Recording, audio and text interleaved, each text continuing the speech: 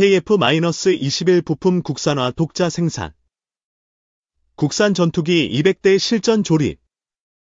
세계 최대 규모로 진행되자 미국 로키드 마틴조차 깜짝 놀랐다. 한국형 초음속 전투기 KF-21의 최초 양산 계약 물량이 당초 계획했던 40대가 아닌 20대로 확정됐다.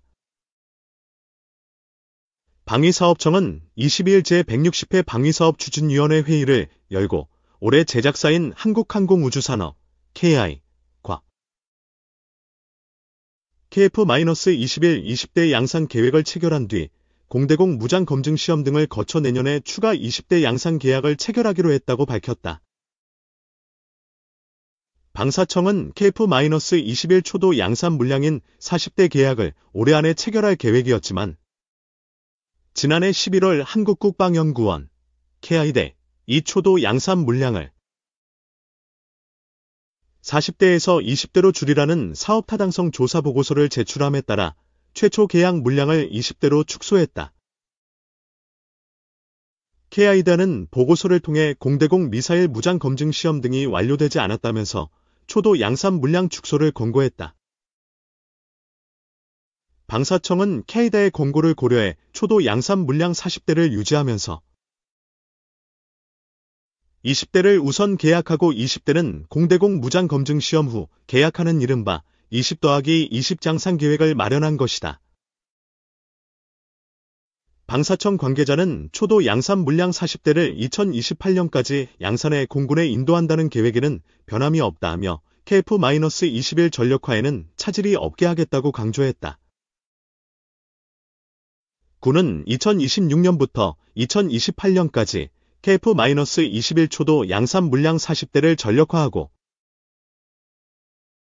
방사청은 2032년까지 추가로 80대를 생산해 총 120대를 공군에 인도할 계획이다. 방사청은 국제공동개발사업인 KF-21 사업 관련 20% 분담금이 지원되고 있는 인도네시아에 대한 시책이 일대 제공 및 현지 부품 생산 계획과 관련 인도네시아 측과 최종 협의 중이라고 밝혔다. 인도네시아 측의 분담금 지연으로 인한 양산 일정 등의 차질을 빚을 가능성이 제기된다. 국산 초음속 전투기인 KF-21은 공군의 노후 전투기 F-4와 F-5를 대체하는 전력이다. 이날 방추위에선 함대 지탄도유도탄 국내 개발 관련 기본계획도 심해 의결됐다. 함정에서 지상의 주요 표적을 정밀 타격할 수 있는 함대 지탄도유도탄 개발은 국방과학연구소 ADD가 주관한다.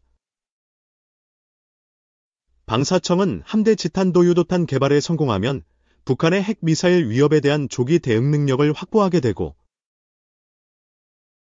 함정 탑재용 탄도미사일 개발 역량도 향상될 것으로 기대하고 있다. 함대 지탄도유도탄 개발에는 총 6,800억 원이 투입되며 사업 기간은 2036년까지다. F-15K 성능 개량 사업의 구매 계획도 이날 방추위에서 확정됐다. F-15K 성능 개량은 우리 공군이 운용 중인 F-15K 전투기의 임무 능력 및 생존성 향상을 위해 레이더 등 핵심 구성품의 성능을 개량하는 사업이다. 방추위는 이 사업을 정부 간 계약인 대외군사 판매 FMS 방식으로 추진하기로 했다. 방사청은 F-15K 성능 개량을 통한 신속, 정확한 표적 식별 및 타격 능력 향상, 안정적 운영 여건 마련으로 F-15K가 장거리 임무 능력과 무장 탑재 능력을 더욱 효과적으로 발휘해 영공방위의 핵심 전력으로 거듭날 것이라고 기대했다.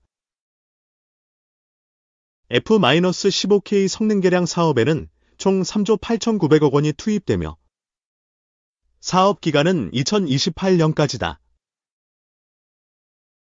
이 자주국방 상징 해군 비밀 무기 총 3척 퇴역 후 부산 등서 전시.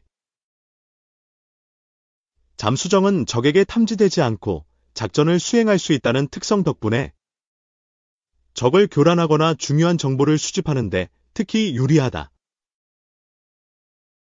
또한 특수부대 투입과 같은 임무 수행은 물론 기습 공격으로 적의 해상 전력에 치명적인 타격을 입힐 수 있다.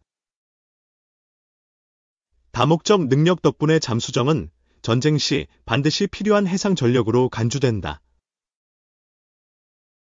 한국 잠수함 개발의 상징이자 해군 전력 강화의 초석을 닦은 돌고래급 잠수정. 국립해양박물관 제공. 1970년대 후반 동북아시아의 군사적 긴장 속에서 대한민국은 해양 방어의 중요성을 절감했고, 그 과정에서 잠수함 전력 강화의 필요성이 대두됐다. 북한을 포함한 주변국이 이미 잠수함 전력을 확대하고 있던 상황에서 우리나라도 이에 대응하기 위해 본격적으로 잠수함 개발을 시작했다. 그 결과물 중 하나가 돌고래급 잠수정이다. 1985년부터 1991년까지 총 3척의 돌고래급 잠수정이 취역했다. 길이 약 25m, 수중 배수량 약 175톤인 이 소형 잠수정은 최대 자망 깊이가 180m에 달하며 14명의 승조원이 탑승해 수중 작전을 수행할 수 있다. 돌고래급은 주로 훈련과 정찰 임무에 맞춰 설계됐고, 특수부대를 적진으로 은밀히 침투시키는 임무도 담당했다. 야간 작전을 위한 잠망경과 제한적이지만 어뢰 발사 능력도 갖추고 있어 소규모 공격 임무도 수행할 수 있었다. 첫 번째 돌고래급 잠수정인 051함은 1985년에 취역했고, 이어 1990년과 1991년에 각각 052함과 053함이 취역했다. 이들은 20여 년간 대한민국 해군의 바다 수호 임무를 수행했고, 2003년 051함이 먼저 퇴역한 후 2016년에 052함과 053함도 퇴역했다. 돌고래급 잠수정은 연안 작전 능력에 한정된 소형 잠수정이었다. 대한민국이 독자적으로 잠수함 기술을 개발하는 데 중요한 역할을 했다. 돌고래급에서 축적된 경험과 기술은 이후 장보고급과 같은 보다 큰 잠수함 개발의 밑거름이 됐다.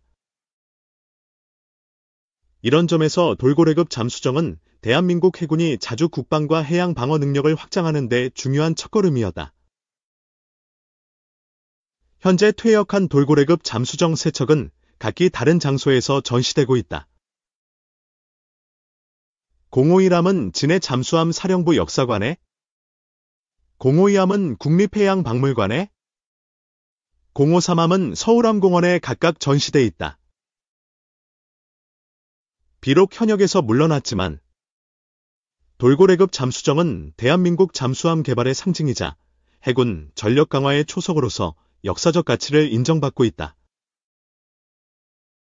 대한민국 해군이 해양 강국으로 나아가는 과정에서 돌고래급 잠수정이 남긴 발자취는 오늘날에도 여전히 큰 의미를 지니고 있다. 3잠수함 첨단 과학기술 확보에 정기연구원 방위사업청 해군잠수함 사령부 뭉쳤다. 세계기관 참여 협약식 개최, 국방 연구개발 활성화, 기술개발 등 협력. 한국전기연구원, 케어라이, 이 방위사업청. 해군 잠수함 사령부와 잠수함 분야 협력을 위한 업무 협약식을 7일 정기연구원 창원 본원에서 개최했다. 이번 협약을 통해 세계 기관은 잠수함 분야 첨단 기술 적용 및 발전, 국산화를 위한 연구개발 활성화, 잠수함 분야 지식 정보 교류 및 기술적 자문 협조, 기관별 상호 방문 및 교육, 기술 교류 확대 등에 협력하기로 협의했다. 최근 전기차에 이어 해양 분야에서도 전기 추진 선박이 많은 주목을 받고 있다. 전기 추진 시스템은 기계식 추진 장치 없이 배터리에 저장된 전력이나 발전기로부터 공급된 전력을 이용하여 추진 모터를 구동하는 방식이다. 수중에서 엔진을 활용하지 않고 추진해야 하는 잠수함은 오래전부터 전기 추진 시스템을 사용해 오고 있었고, 이를 통해 수중방사 소음을 최소화해 생존성을 확보해왔다. 전기연구원은 이러한 잠수함 등 전기 추진 선박을 육상에서 시험하는 셀피스, 랜드 베이스트 테스트 사이트를 지난 2015년에 국내 최초 그리고 세계 세 번째, 미국 영국 항구로 구축하여 10여 년간 성공적으로 운영해왔다. 이 과정에서 국내 최초로 독자 설계 건조한 3000T급 잠수함인 도산 안창호함, 장보고급 시험을 진행해 건조기간 단축 및 비용 절감 효과를 이끌어낸 바 있으며 현재는 장보고 3 배치2 리튬전 지체계 성능 검증 및 체계 통합 등을 수행하고 있다. 이를 통해 경남 창원시가 해양 방위 산업의 중심이 되는데 큰 역할을 해오기도 했다. 전기연구원 김남균 원장은 세계기관 협력을 통해 잠수함 분야 기술력을 크게 높이고